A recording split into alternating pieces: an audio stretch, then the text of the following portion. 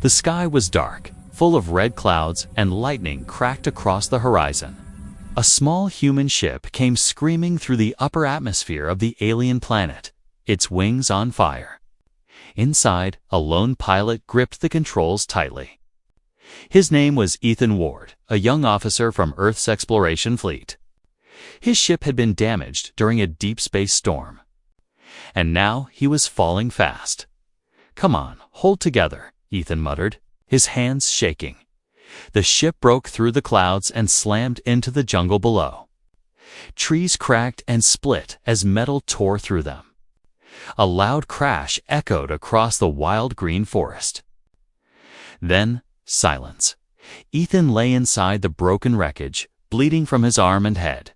Smoke filled the air. He coughed, pushed himself up, and looked around. His ship was ruined. The emergency beacon was destroyed. No signal, no rescue, no help. He was alone. Hours passed. The sun fell, and cold night took over.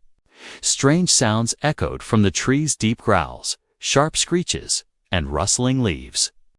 The planet was alive. And hungry Ethan knew he couldn't stay inside the ship. Wild animals might come. He needed heat, light, and protection. He stumbled out of the wreckage, dragging a piece of metal and some survival gear. Near the trees, he found dry leaves and broken branches. With shaky hands, he built a small fire. Sparks flew. Smoke rose. Finally, the fire came to life. Warmth wrapped around him like a blanket. He sat close, holding his injured arm. For the first time since the crash, he felt a little safer. But deep in the jungle, the fire was not just light, it was a signal, far beyond the trees. On high cliffs, sharp eyes opened in the darkness. They had been watching the sky for years, waiting. Tall, silent figures stepped forward, their faces hidden behind bone masks. These were not animals. These were the planet's native huntresses, skilled warriors, who lived in the wild and followed ancient ways. The fire broke their silence. One of them, the youngest, tilted her head. "He lit the flame," she whispered. Another huntress stepped beside her. "A challenge." "No," said the eldest. "A mistake." They moved through the trees like shadows. No sound, no breath. Only the wind and the fire's distant glow. Back at the crash site, Ethan threw more wood into the flames. He didn't see the eyes watching him from the edge of the forest. He didn't hear the soft crunch of leaves under careful feet. He was not alone anymore. He sat quietly, eating a small meal from his emergency pack. His arm still hurt, but the fire helped. He looked up at the strange sky. Stars he didn't recognize blinked above. No other ship. No sound of engines, just him, and the deep wild around him. Suddenly, a branch snapped. Ethan turned sharply. Nothing. His hand reached for the metal rod he had used earlier. His heart was racing. Another soft noise. Then silence. The jungle watched him. And from within that darkness, something old had awakened. He didn't know yet, but his fire had called them out. Not to welcome him, but to test him. Ethan didn't sleep that night. The fire burned low, crackling softly in the dark. He sat close to it, holding a metal pipe like a weapon. Every few minutes, he turned his head toward the jungle. Sure, he heard something move, but nothing came out. Just wind, just shadows. When morning finally arrived, it was pale and gray. The thick trees blocked the sun. Mist covered the ground, cold and silent. Birds screeched far away, but none came near the crash site. Ethan stood up slowly. His muscles were stiff. His wounds still hurt. He walked a few steps from the fire and noticed something strange in the dirt footprints. Not his, not human. He froze. The marks were large, but delicate. Thin toes, long heel, and very light pressure. Whatever it was, it had walked close almost to the fire, then disappeared back into the jungle. His breath caught. He wasn't just being watched. Something had already been here. Ethan looked around quickly. The trees stood tall, like silent guards. He couldn't see anything. But now he knew. Eyes were on him somewhere. He backed toward the wreckage and pulled out his scanner. It still worked, barely. The screen flickered with static, but one red blip kept blinking. A moving signal, nearby. Then it vanished. He cursed under his breath. Unknown life form. That's what the scanner had said. It couldn't tell more. Too much interference. Too much jungle. Still, that meant something intelligent. Something smart enough to stay hidden far away among the high tree branches. The Huntresses watched. The youngest one, thin, fast, and curious, crouched low. Her eyes sharp as a hawk's. Her name was Vela. She had never seen a creature like the one below. So small, so loud, so soft, dash-skinned, but clever. He had fire. He had tools. He had survived. Most beasts that crashed here died in the first night. The elder huntress, Ishari, stood beside her. Her bow mask glowed faintly in the light. She had led the clan for many seasons. This one is not prey, Vela whispered. He is not a warrior either, Ishari replied. But he lit the fire. Yes, Ishari said. And fire speaks. They moved without sound, their long bows tied to their backs. The tribe followed the law of silence. No outsider could stay alive on their land unless chosen by the fire. But this was not tradition. This was curiosity. Ethan tried to stay calm. He built the fire again, this time larger. The smoke rose high into the sky. Maybe a rescue ship could see it. Maybe not. Either way, it kept the cold away. But then something new happened at the edge of the clearing. He spotted it, a strange object placed on a rock. It looked like a spearhead made of bone, not rusted. Not old, fresh, deliberate, a message. He walked to it carefully, picked it up. It was warm. Recently touched. The sharp edges were carved with symbols he didn't understand. Not random, not accident. Someone had left it. For him, Ethan looked into the trees again. Still nothing. But now his heart beat faster. They were not just watching anymore. They were testing him. What did they want? To scare him. To warn him. To see if he was weak. He didn't know, but one thing was now clear. He was not the hunter here. He was the hunted. Ethan stayed near the fire the whole day. He kept the spearhead close, sometimes turning it in his hand. It was smooth and warm, like something living. The carvings felt like warnings. Or invitations. The jungle around him was too quiet. No birds. No wind. Just silence. He tried to focus. He made a plan. Gather water. Check supplies. Repair radio. But every time he stepped away from the fire, he felt it, eyes behind him. Around him, always watching. He was not alone. That night, the fire burned low again. Ethan sat on a flat stone with his back to the wreckage. His head was heavy. His eyes blinked slowly. Then Dash snapped out a sudden, sharp sound. A twig broken, he jumped up. Something moved near the edge of the clearing. Ethan grabbed the metal pipe and raised it like a weapon. His heartbeat pounded in his ears. He moved carefully toward the noise. There between two thick trees a shadow slipped through. Too fast for a beast. Too quiet for a machine. Ethan stepped back slowly. Then, something behind him moved. He spun around too late. A tall figure leaped at him from the trees. Silent as air, she tackled him hard to the ground. They rolled in the dirt, kicking and struggling. She was fast, much faster than him. Her body was strong, covered in light armor made of bark and bone. Her skin was pale blue. Her eyes sharp and wild glowed faintly. Ethan swung his pipe. She dodged. He kicked out with his boot. Caught her leg. She grunted and stumbled. He scrambled up and raised the pipe again, breathing hard. The alien huntress crouched low, her hair like dark vines, her hands ready to strike. She didn't run. She studied him, waiting, testing. Ethan stepped forward, but then stopped. He saw something strange. She wasn't trying to kill him. Not really. She could have stabbed him. Her bone knife was already in her hand, but she didn't. She only watched. Then she made a small sound, something between a breath and a whisper. She tossed a carved stone onto the ground and darted backward. Into the trees, gone, just like that. The jungle swallowed her again. Ethan stood, frozen, holding his weapon tightly. Sweat dripped down his face. He looked at the object on the ground. It was another message. This time, not a threat. It was a small, smooth stone carved with the same symbols as the bone spearhead. He picked it up. It pulsed slightly in his hand like a heartbeat.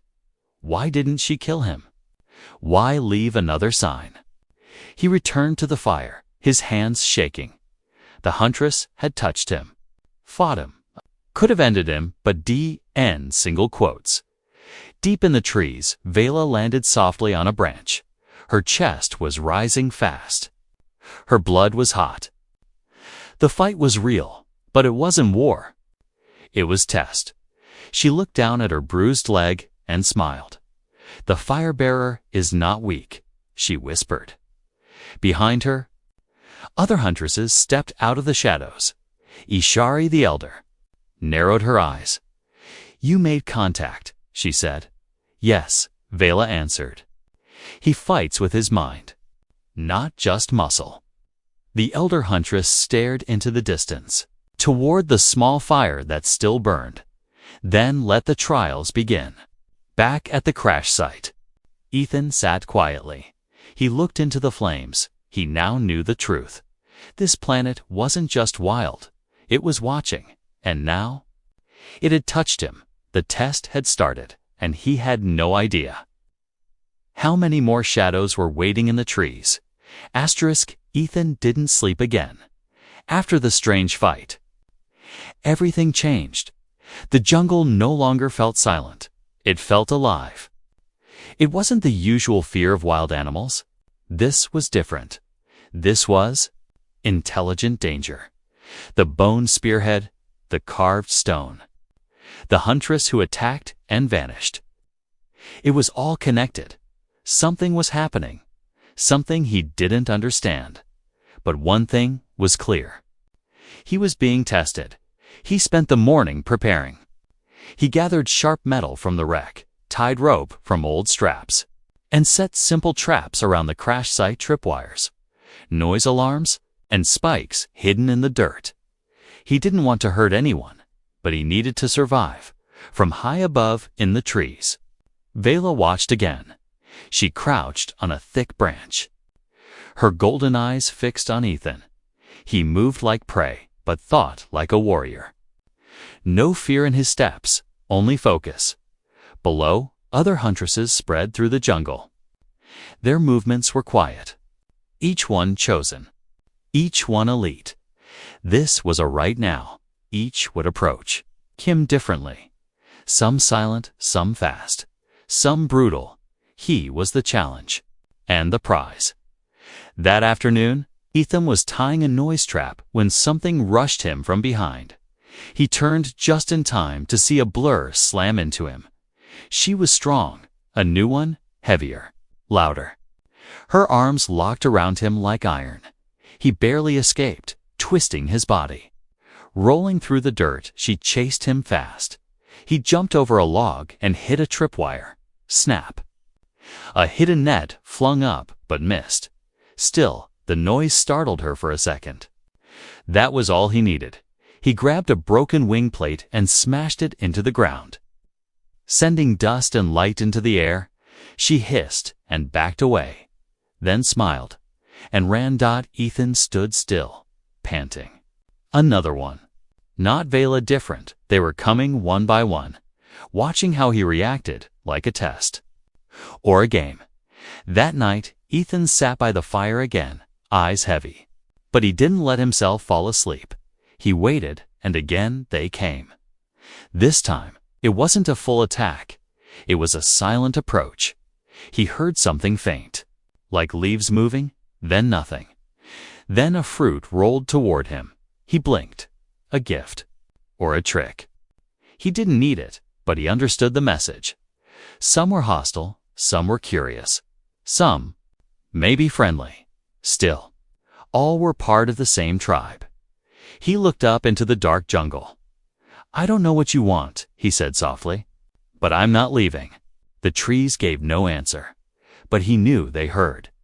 Far above, the elder Ishari spoke to the others. "The fire-bearer still stands."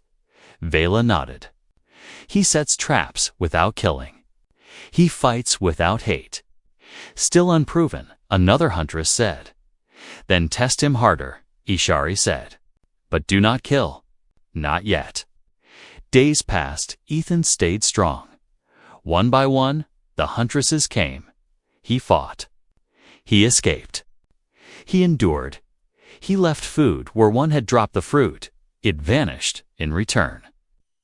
Someone left a thin cloth by the fire, soft and clean, a gift for his wounds. The jungle had become a silent conversation. No words, only actions. Each night, Ethan burned the fire high. Each night. More eyes watched him, but no one came to kill. Not anymore. They were learning about him just like he was learning about them. The hunt was no longer just a test. It was something new, something older than war, a choice. The jungle was no longer quiet. Something had changed. Even the huntresses felt it. Birds flew in wide circles above the trees. Small animals fled in every direction. The ground vibrated slightly, as if something deep below had begun to move. Ethan noticed it first, while gathering wood near the edge of the clearing. He saw trees bending in the far distance, not from wind, but from force. Something big and fast. He stepped back, watching the leaves fall like rain. Then came the sound. A low, deep roar. Not like any he had heard before. It didn't echo. It rolled through the earth. Through his bones, Ethan dropped the wood and ran back to the crash site. He threw more branches onto the fire and grabbed his metal pipe. His heart was racing. What now? He whispered. High in the trees, Vela stood frozen. She had never heard that sound before. Not in real life. Only in the old stories. The elders spoke of it in hushed tones. The silent Ma. The beast that lived in the deep caves of the jungle. It slept for years, sometimes centuries. But when disturbed, it rose angry, blind, and deadly. Did he awaken it? One huntress asked. Vela shook her head. No. The fire didn't call the beast. Then what did? She looked toward the clearing. A moment of silence passed. Then the roar came again, closer. This time, Ethan stood near the fire, pipe in hand. Something huge was moving through the jungle. Trees cracked. Branches fell. He backed toward the wreckage, his eyes searching for movement, and then he saw it. A towering beast, nearly 3 times his height, stepped into the clearing. Its body was thick and armored with bone-like plates. Its head was long, with no visible eyes. Just a wide mouth filled with sharp, wet teeth. It didn't see, it smelled, and it smelled him. Ethan took one shaky breath and whispered, "No way." The beast sniffed the air, then growled low and turned straight toward him. Ethan didn't run. He threw a rock. It hit the beast's shoulder. The creature snarled and charged just as it reached the fire. Something flashed from the trees, an arrow. It struck the beast in the side. Another followed. Then a spear. The huntresses had arrived. Vela landed beside Ethan. He flinched, but didn't swing. She grabbed his arm and pulled him back. "No fire alone," she said simply. "Fight together." He nodded. Together, they ran around the clearing, dodging the beast's massive claws. Other huntresses jumped from the trees, stabbing and striking. But the beast's thick hide was strong. Ethan saw something. A crack in the creature's armor near the neck. He shouted to Vela and pointed. She nodded. They moved fast.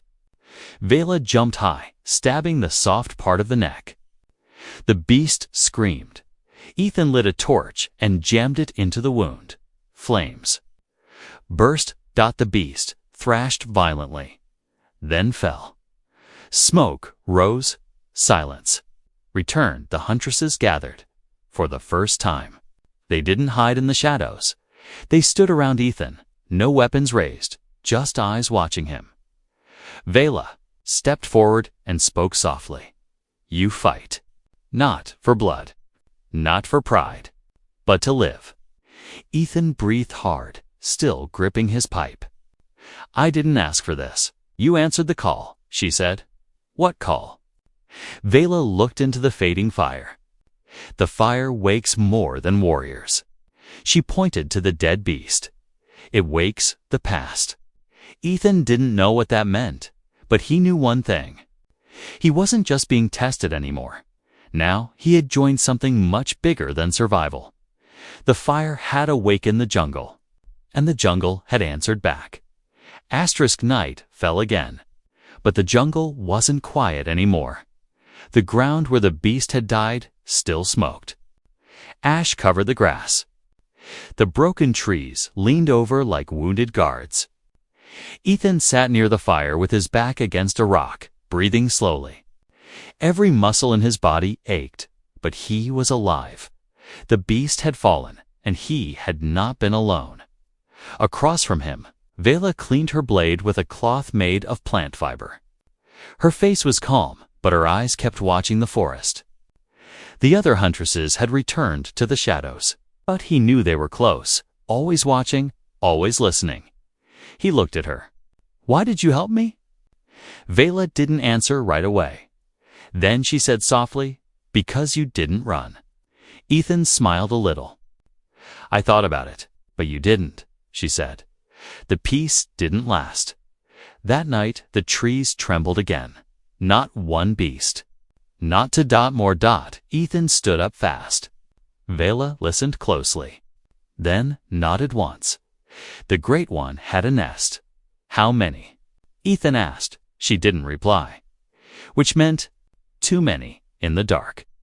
Glowing eyes appeared between the trees. Low growls filled the air.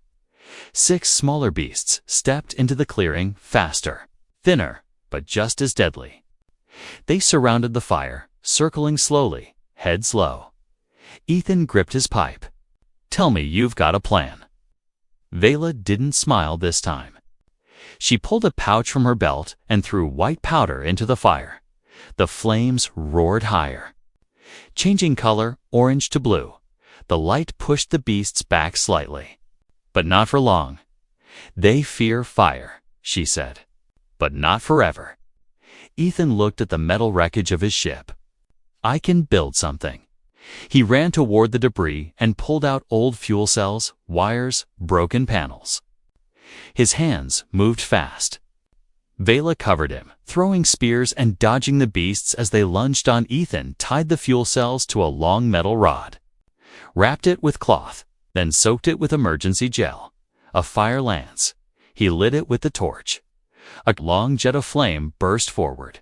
The beast stopped, then charged. Vela moved like lightning. Her blade flashed as she cut one beast's leg.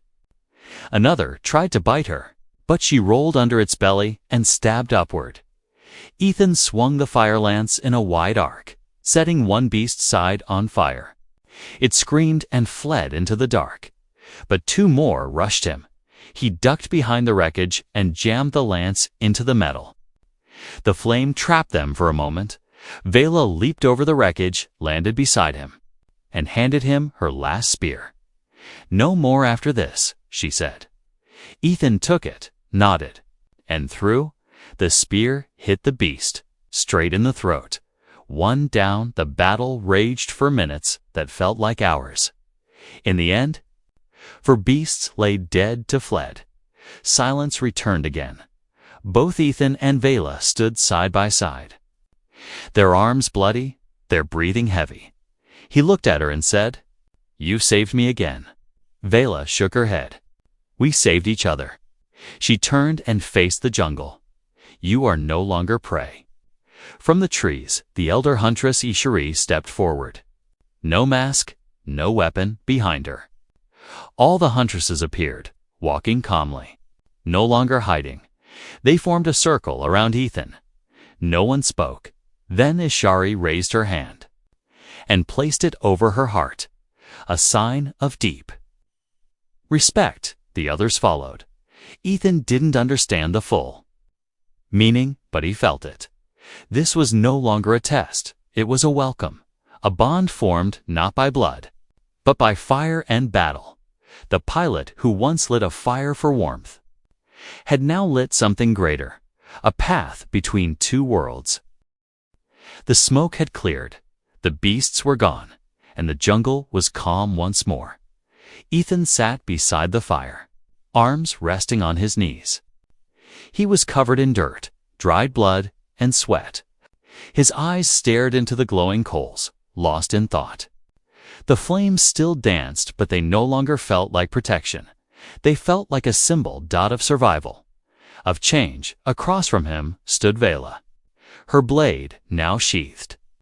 She wore no helmet, no mask. Her face was sharp, proud, but soft around the eyes. "You should leave soon," she said gently. Ethan looked up. "And go where?" "Your people will come," she said. "You lit a signal strong enough to shake the sky." He looked down at the fire. "But I didn't just call for help." He looked back at her. "I called for something I didn't understand." That morning, the full tribe stepped into the clearing, one by one. No more hiding. No more testing. There were over 50 of them, tall, graceful, each one a huntress who had watched him, challenged him, or chosen not to strike. At the front stood Ishari, the elder. She walked up to Ethan and offered him a carved wooden torch. Unlighted, a symbol. Ethan looked to Vela.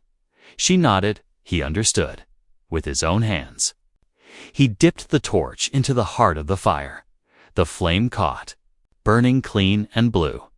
A new flame. The tribe watched in complete silence. Then, all together, they placed one knee on the ground, a bow, a gesture never given to outsiders.